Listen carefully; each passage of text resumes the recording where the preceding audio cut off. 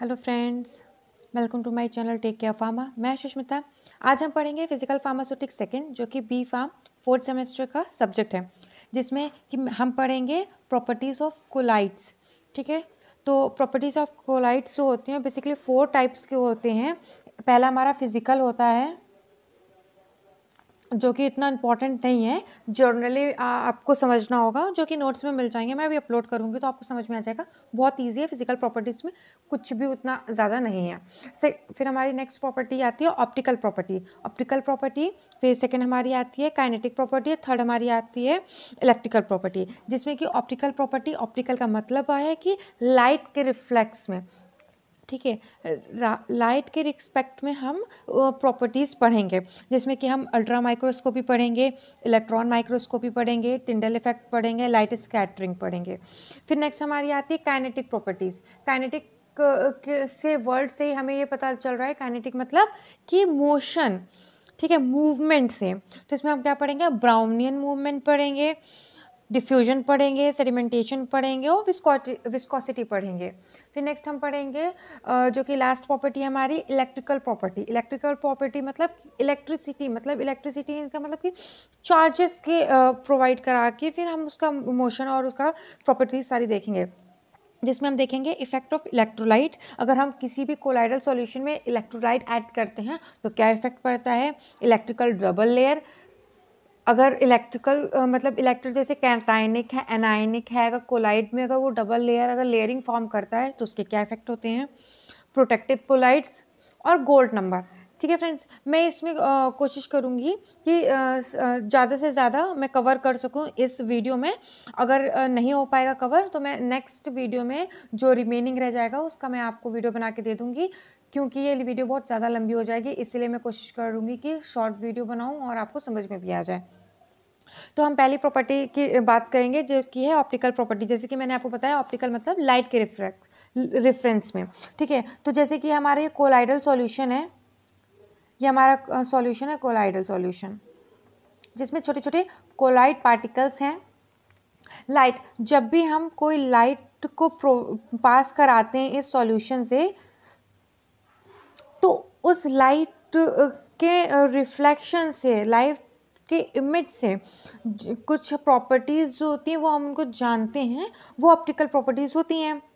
ठीक है, अब इसमें अल्ट्रा माइक्रोस्कोपी में हम लोग क्या करते हैं कि जो एक सोर्स हम लोग जो देते हैं वो एक जगह से, जो इस साइड से होता है, हम लोग देते हैं, क्या पास कराते हैं? लाइट पास कराते हैं। और इस साइड हम क्या करते हैं? एक कोई डार्क सरफेस रख देते हैं, कोई भी डार्क एरिया रखते हैं, कोई भी डार्क सरफेस रखते हैं और लाइट को पास कराते हैं।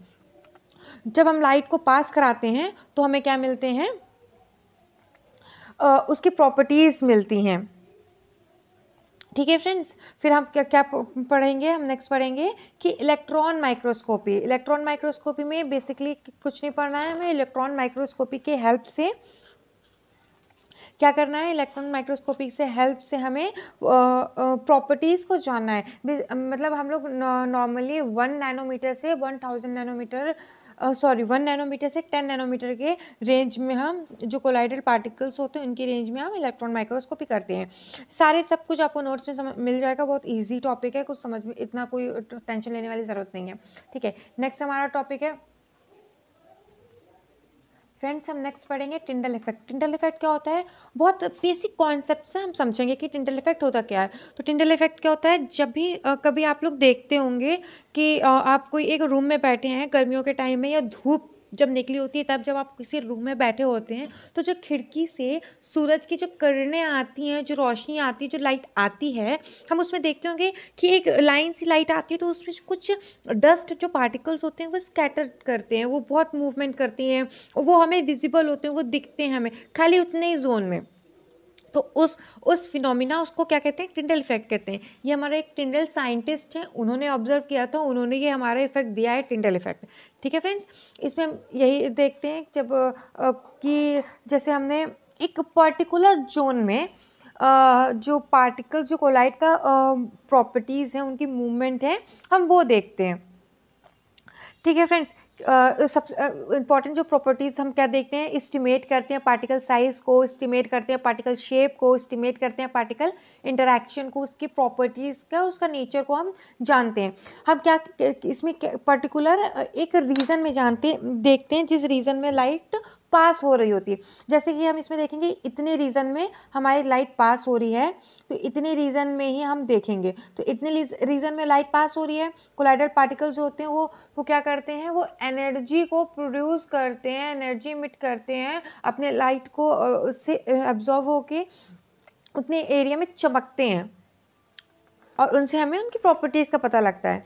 ठीक है, तो इसका डेफिनेशन क्या हो सकता है, when a beam of light pass through a colloidal solution, scattered light causes the solution to appear turbid.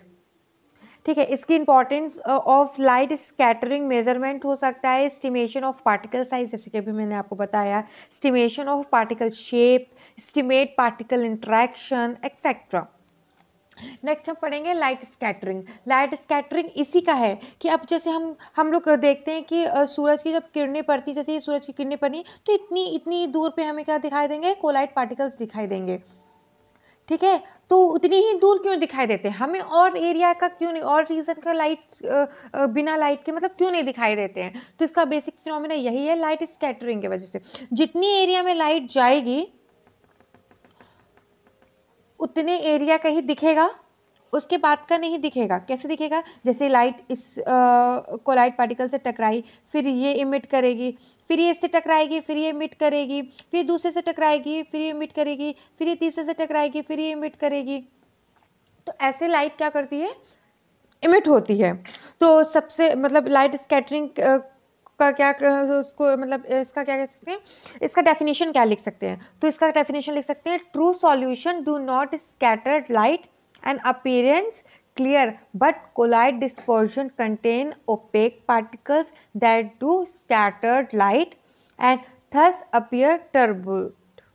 ठीक है फ्रेंड्स, नेक्स्ट हम देखेंगे काइनेटिक प्रॉपर्टीज़। काइनेटिक प्रॉपर्टीज़ में हम देखेंगे कि काइनेटिक मतलब वही है मूवमेंट, पार्टिकल का मूवमेंट होना। ठीक है, जिसमें कि हम क्या देखेंगे, सबसे पहले हम ब्राउनियन मोशन देखेंगे। ब्राउनियन मोशन क्या होता है, सबको पता है, जिगजैग मोशन को क्या कहते हैं, ब्राउनियन मोशन कहते हैं। ठीक है फ्रेंड्स, तो ये हमारा जैसे कि कोलाइडल सॉल्यूशन है, इसमें कोलाइड्स हैं, कोलाइड्स के पार्टिकल्स हैं। ठीक है, जब भी मोशन होता है तो जैसे एक पार्टिकल दूसरे पार्टिकल से टकराएगा, दूसरा तीसरे से, तीसरा चौथे से, पांचवें से, छठे से, तो क्या एक जिगजैग मूवमेंट बनता है। एक पार्टिकल दूसरे पार्टिकल से जब इंटरैक्ट करता, टकराता है तो जिगजैग मूवमेंट बनाता है, उसी को क्या कहते हैं, ब्राउनियन मोशन कहते हैं, जिगजैग मूवमेंट। ठीक है, और इसका पार्टिकल साइज कितना होना चाहिए, movement of disperse phase in a random zigzag motion, इसी को कहते हैं ब्राउनियन मोशन। इसका पार्टिकल साइज क्या होना चाहिए,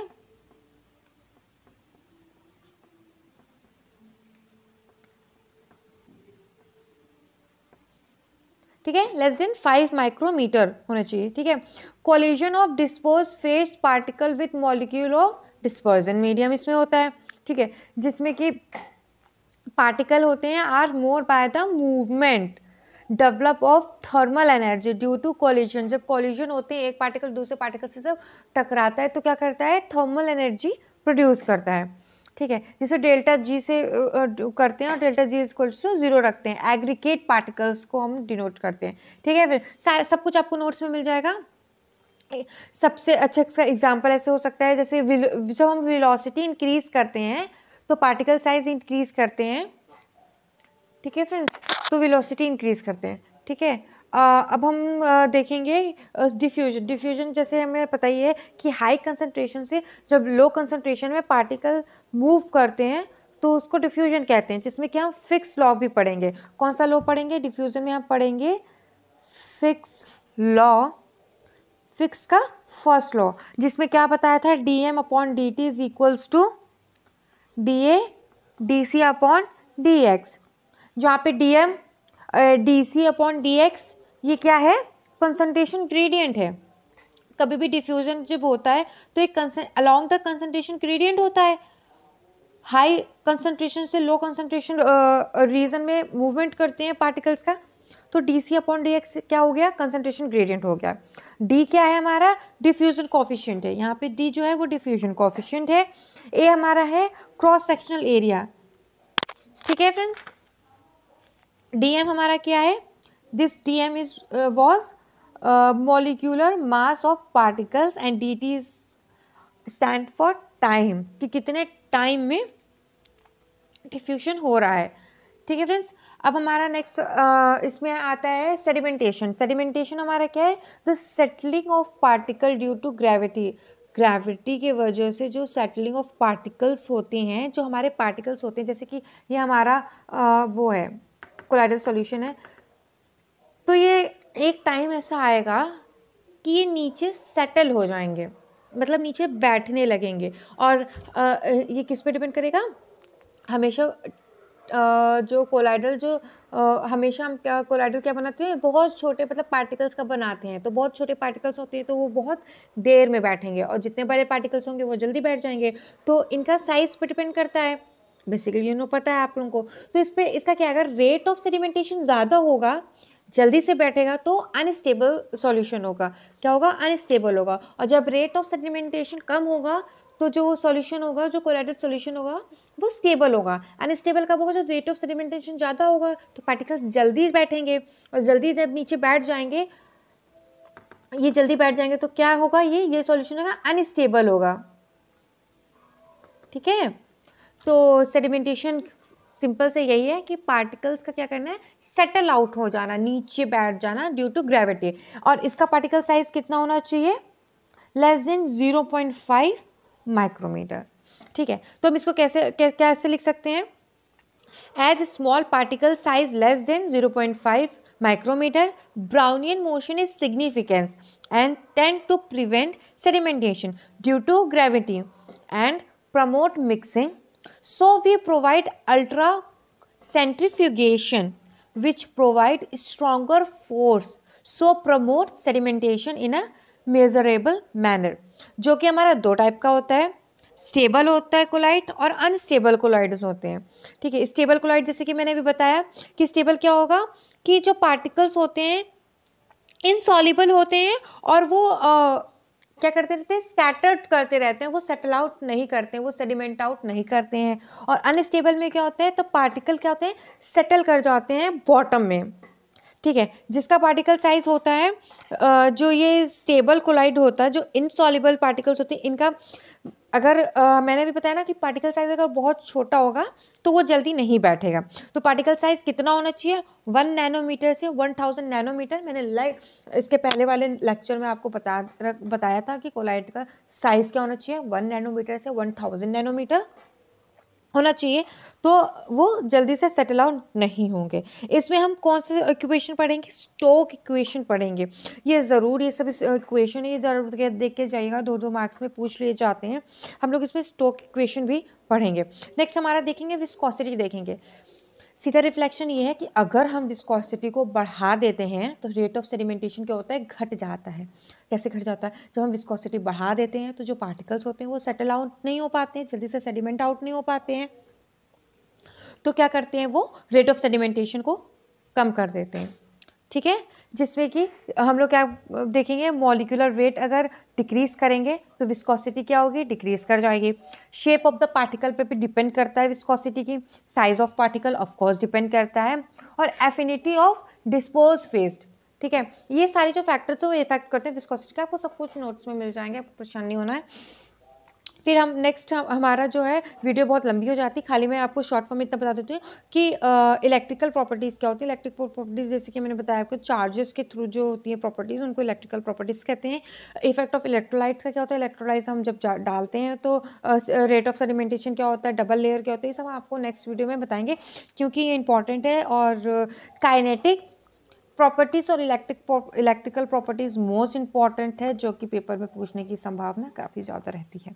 तो मैंने आपको काइनेटिक प्रॉपर्टीज़ बता दिया, ऑप्टिकल प्रॉपर्टीज़ बता दिया, फिजिकल प्रॉपर्टीज़ में भी ज़्यादा कुछ है नहीं, मैं नोट्स अपलोड करूँगी, इसमें आप देख लीजिएगा। और इलेक्ट्रिकल प्रॉपर्टीज़ हम नेक्स्ट वीडियो में आपको इलेक्ट्रिकल प्रॉपर्टीज़ बताएंगे। इसको बहुत ज़्यादा ध्यान से पढ़ना है, बहुत अच्छे से पढ़ना है, बहुत ईजी है, बहुत आराम से आपको समझ में आ जाएगा। तो थैंक यू फ्रेंड्स, मेरी वीडियो देखने के लिए। लास्ट तक देखिएगा ज़रूर, और अच्छी लगी हो तो लाइक और सब्सक्राइब ज़रूर कीजिएगा, जिससे कि न्यू अपकमिंग वीडियोज़ जो मेरी हैं वो आप तक ईजिली पहुँचती रहे, और आप पढ़ते रहिए। Thank you friends, bye bye, take care.